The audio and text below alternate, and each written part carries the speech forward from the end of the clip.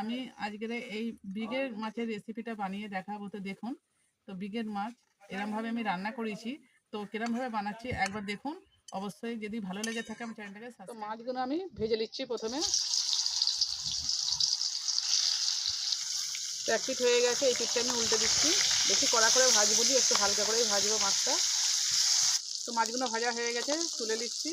আমি এরমভাবে এক এক করে সব মাছটা ফোড়নের জন্য ডালচিনি দিচ্ছি আর এই কালো জিরে দিচ্ছি। একটু লাল করব।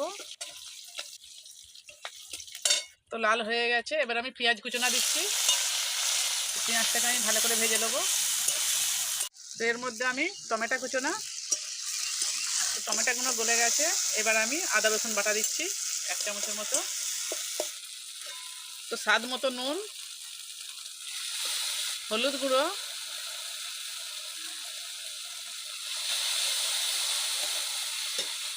লঙ্কা গুঁড়ো, কাশ্মীরি লঙ্কা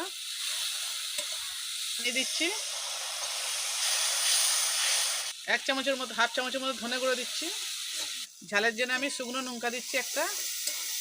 এবার আমি পানি দিয়ে দেবো। তো মাছগুলো ভেজে রেখেছিলাম দিয়ে দিচ্ছি এবারে।